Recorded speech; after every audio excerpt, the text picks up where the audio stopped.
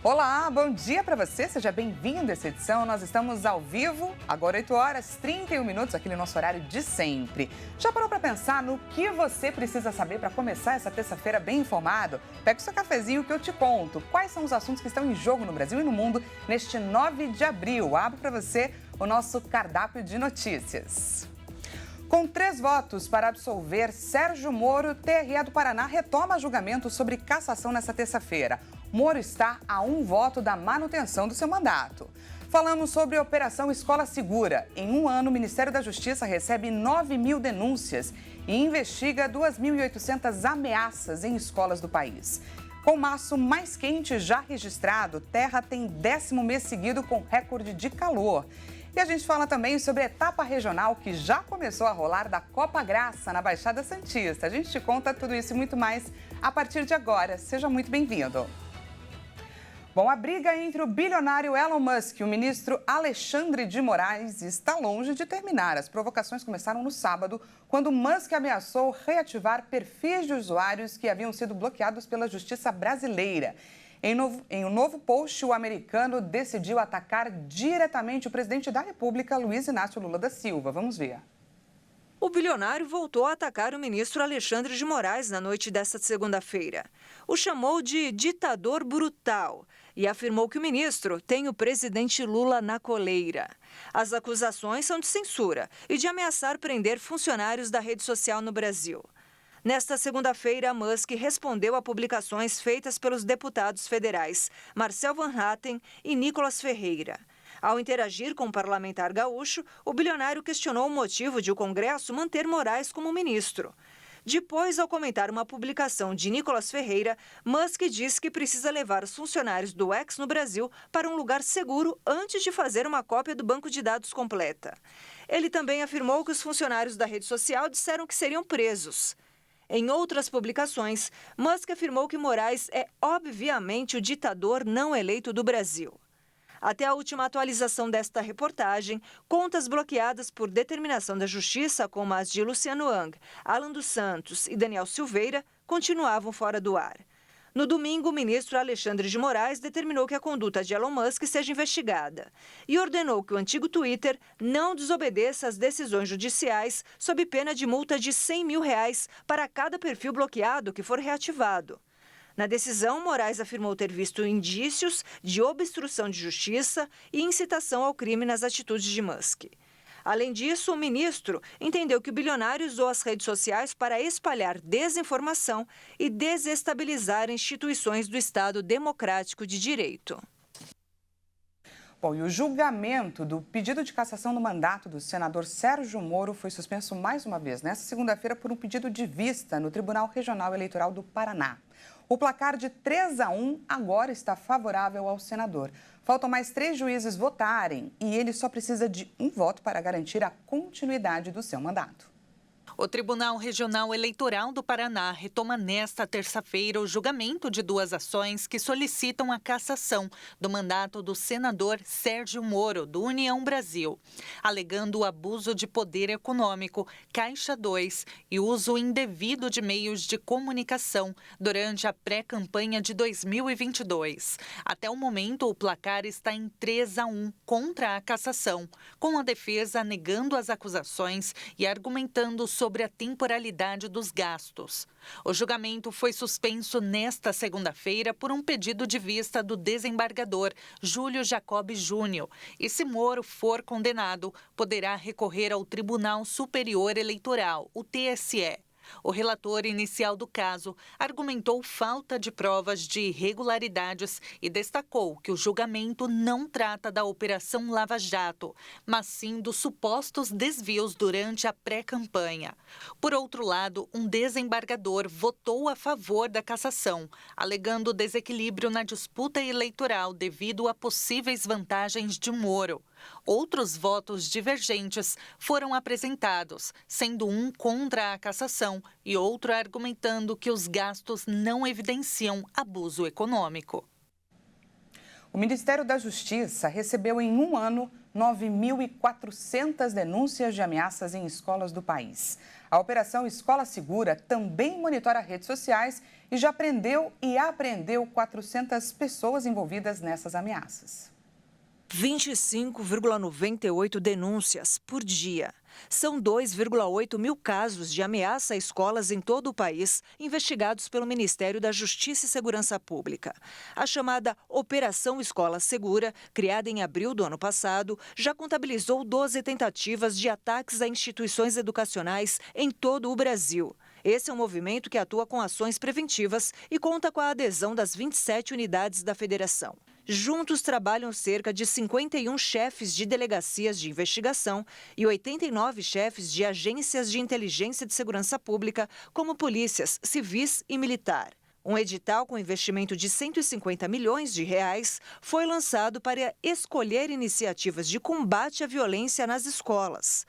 Desde 2023, a pasta registrou 3,4 mil boletins de ocorrência e conduziu 1,6 mil pessoas às delegacias. Também foram cumpridos 381 mandados de busca e apreensão contra suspeitos. O Conselho de Segurança da ONU vai se pronunciar no fim do mês sobre o pedido de adesão plena dos palestinos à organização. Para que o pedido seja aprovado, são necessários pelo menos 9 votos a favor e nenhum veto de qualquer um dos 5 membros permanentes. A informação é da embaixadora de Malta, Vanessa Frazier, que ocupa a presidência rotativa do órgão. Em setembro de 2011, o presidente da Autoridade Palestina, Mahmoud Abbas, deu início aos trâmites não concluídos. Em novembro de 2012, os palestinos alcançaram um status de Estado observador não membro da ONU. Na semana passada, os palestinos refizeram o pedido ao Conselho de Segurança, que iniciou nesta segunda-feira o processo de avaliação. Para o pedido ser aprovado, é necessária uma recomendação positiva do Conselho de Segurança, com pelo menos 9 votos a favor e sem o veto de nenhum membro permanente. Em seguida, é necessário o voto a favor de 2/3 da Assembleia Geral. Analistas não acreditam que a iniciativa vá superar a etapa do Conselho de Segurança, instância na qual os Estados Unidos já se opuseram em 2011. Nossa posição não mudou, ressaltou nesta segunda-feira o vice-embaixador americano Robert Wood, insistindo em que o reconhecimento de um Estado palestino tem que ser feito no âmbito de um acordo com Israel. O embaixador israelense na ONU, Gilad Erdan, criticou o pedido palestino e disse que sua simples avaliação já representa uma vitória para aqueles que cometeram e apoiaram os ataques do Hamas contra Israel em 7 de outubro. E veja a seguir, com março mais quente já registrado, Terra tem o 10º mês seguido com recorde de calor. E a gente fala também sobre a etapa regional que já começou a rolar da Copa Graça de Futebol Society na Baixada Santista. A gente volta já já. Não perca!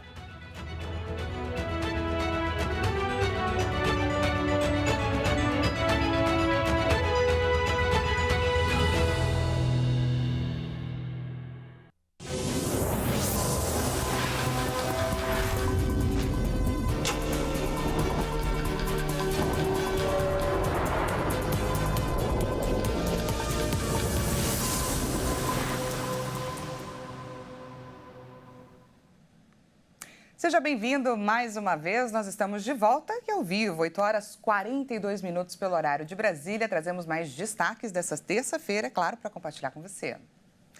De acordo com um relatório divulgado pelo Observatório Europeu Copérnicos, março de 2024 foi o mês mais quente já registrado. Esse, na verdade, é o 10º mês consecutivo de recordes de calor. O período entre abril de 2023 e março de 2024 foi considerado o mais quente do planeta, com temperaturas de 1,58 graus Celsius acima da média da era pré-industrial no século XIX. Segundo os cientistas, a principal causa do calor acima da média são as emissões de gases de efeito estufa e o fenômeno El Niño, que contribuiu para os recordes de temperaturas nos últimos meses, sentidos em diversos pontos da Terra. As secas provocaram recordes de incêndios florestais na área amazônica sob o controle da Venezuela, entre janeiro e março. Já no sul da África, colheitas foram destruídas, deixando milhares de pessoas em situação de fome. A marca de temperatura de março se soma à lista de recordes globais de calor neste e no último ano. Primeiro, o planeta registrou o mês de junho mais quente da história. Depois, a marca foi sendo quebrada a cada novo mês. Julho, agosto, setembro, outubro, novembro, dezembro, janeiro, fevereiro e agora março. A gente segue falando sobre mudanças climáticas, porque uma seca vai provocar o racionamento de água em Bogotá e também nos municípios vizinhos, devido ao baixo nível dos reservatórios que estão sofrendo aí as consequências do fenômeno El Niño. O anúncio foi feito nesta segunda-feira. Temos que tomar medidas restritivas para garantir que a água de Bogotá não se esgote e seja suficiente para todos, disse o prefeito de Bogotá, Carlos Fernando Galán. Em consequência da seca causada pelo El Niño, o nível de 3 reservatórios que abastecem a cidade está baixo. 10 municípios vizinhos enfrentam o mesmo problema e também haverá racionamento nesses locais. Em Bogotá, os cortes ocorrerão por setor durante 24 horas.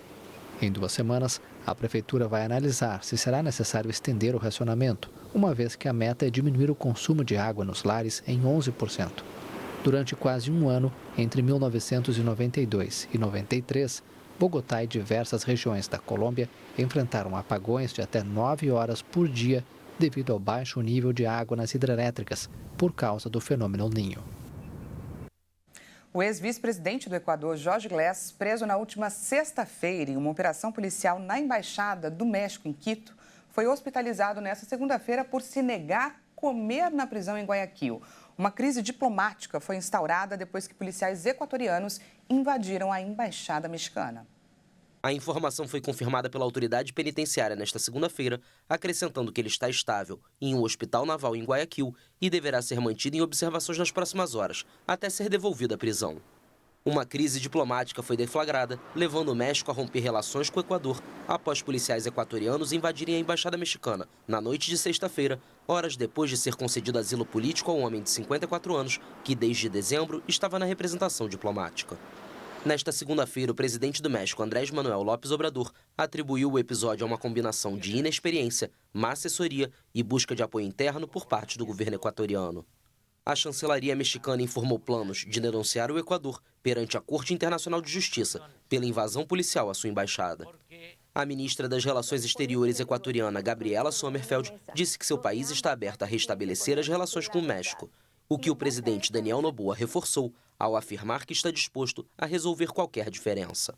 Mas o líder equatoriano alertou que justiça não se negocia, em referência à prisão de Glass, acrescentando que não podia correr o risco de uma iminente fuga, sob a alegação de que a condição de asilado não poderia ser concedida a pessoas acusadas de crimes comuns. A polícia francesa prendeu a prefeita de uma comuna de uma comunidade local e 2 de seus irmãos, depois de encontrar pelo menos 70 quilos de resina de maconha em sua casa. O episódio faz parte de uma grande operação contra o narcotráfico que é realizada no país. De acordo com as autoridades, Jamila Rabsaoui, prefeita de Avalon desde 2021, foi um dos vários alvos de batidas policiais após uma investigação de semanas sobre o tráfico de drogas na comuna do leste da França. Os moradores ficaram chocados com a notícia. 70 quilos é muito para uma comuna pequena como esta. Mas o que pode ser feito? Hoje em dia você tem de esperar de tudo. Vamos ter que esperar para ver depois da investigação. Acho muito importante, antes de acusar as pessoas, saber realmente o que está acontecendo. Isso é o que chamamos de presunção de inocência. E é, antes de tudo, algo que precisa ser estabelecido para todos. Não é porque ela é uma mulher eleita que devemos apontar o dedo. A promotoria informou que, além da casa da prefeita, o prédio da prefeitura e a farmácia onde a política trabalhava também foram revistados. Ao todo, 7 pessoas foram presas na ação, que também apreendeu quase 1 quilo de cocaína, 7 mil euros em dinheiro e cerca de 20 lingotes de ouro. A operação foi realizada como parte de uma campanha nacional, lançada em outubro, para reprimir o crescente tráfico de drogas nas cidades francesas, e que, segundo um balanço divulgado no domingo pelo Ministério do Interior, já prendeu mais de 7 mil pessoas. E agora a gente vai falar sobre ele, sobre o eclipse total que foi visível nesta segunda-feira na América do Norte. Começou no México, passou pelos Estados Unidos e terminou no Canadá. O fenômeno atraiu, é claro, a atenção de muita gente nesses 3 países e pelo mundo todo também. Dezenas de milhões de pessoas, do México ao Canadá, passando pelos Estados Unidos, foram testemunhas de um raro fenômeno celestial que não se repetirá nessa parte do mundo até 2044. A Lua bloqueou a luz do Sol. Com o eclipse, Nova York foi aos poucos escurecendo, como se pode ver nessas imagens aceleradas. Um espetáculo para crianças e adultos. Eu vi o sol, era como se fosse uma lua crescente, o céu ao redor estava escuro, tudo pareceu preto, basicamente.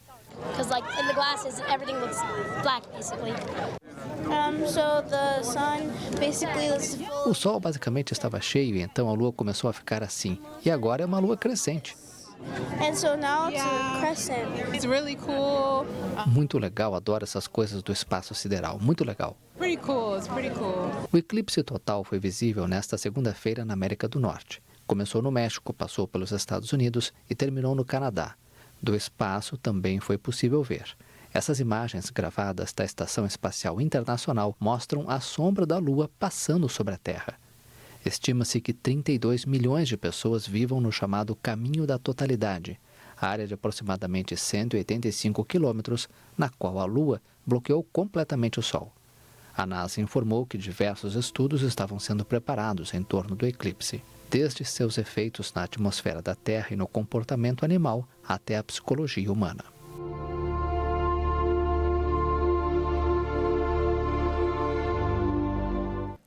Bom, e depois do sucesso nos últimos 3 anos, a Igreja Internacional da Graça de Deus deu início aos torneios da Copa Graça de Futebol Society 2024 neste final de semana. A etapa regional está sendo realizada na Baixada Santista e a reportagem especial é do Igor Ciconello.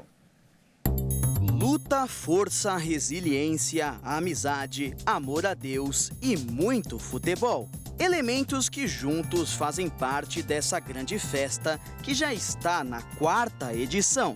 A cidade de Santos, berço de um dos maiores jogadores de futebol de todos os tempos, foi escolhida para receber a abertura da 4ª edição da Copa Graça de Futebol Society.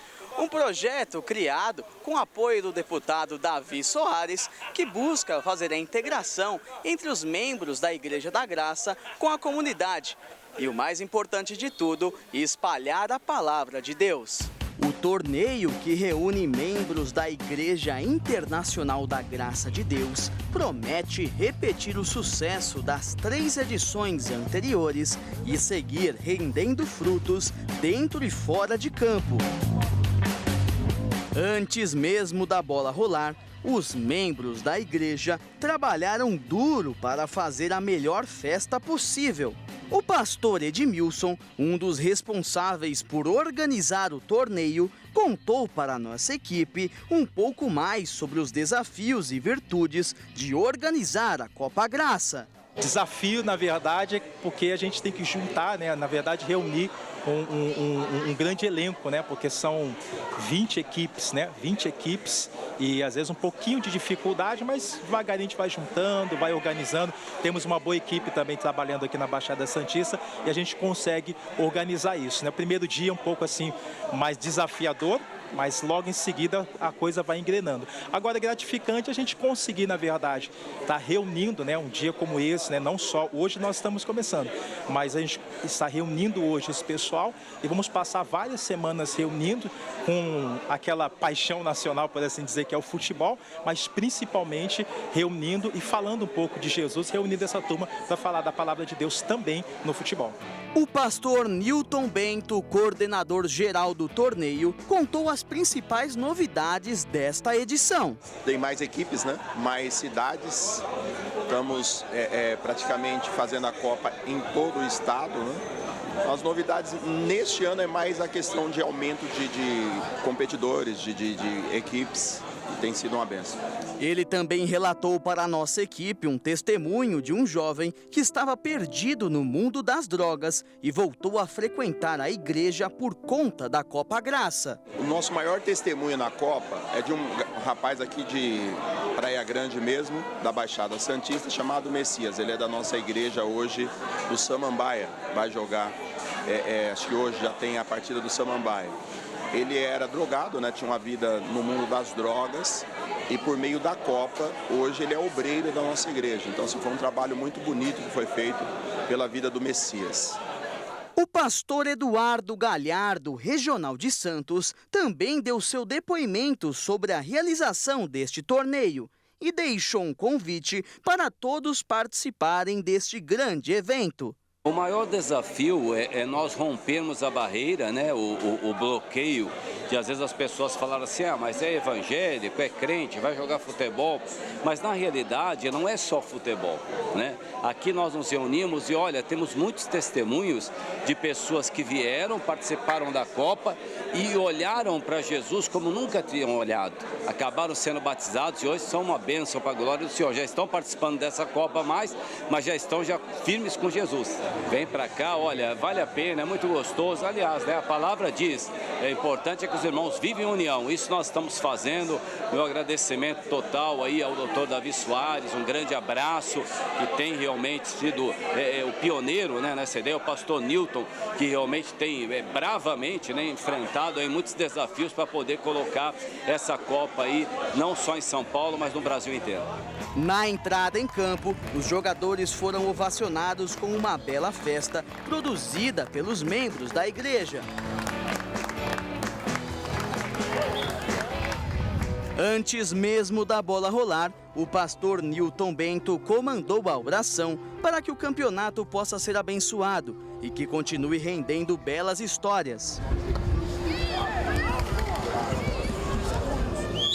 Dentro de campo, Vicente de Carvalho e Aviação realizaram uma partida digna de abertura. Uma chuva de gols, não só de gols. E nem mesmo a chuva que caiu sobre o litoral paulista foi capaz de interromper essa grande festa.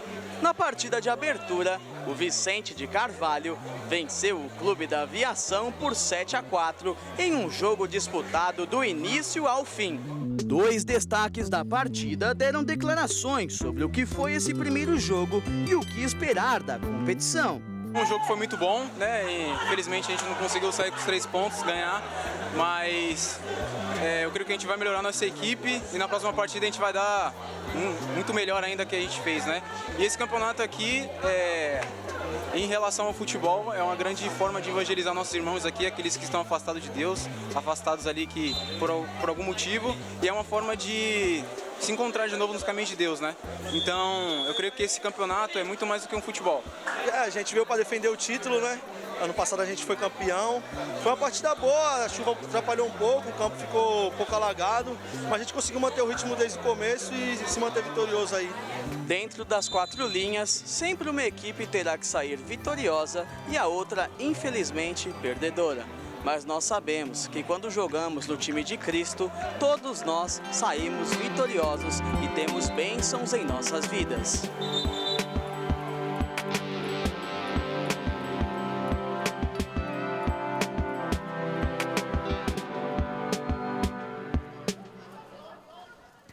Não é sobre futebol, não é sobre disputa, é sobre união através da fé. E você viu que nem a chuva espantou os fiéis, não.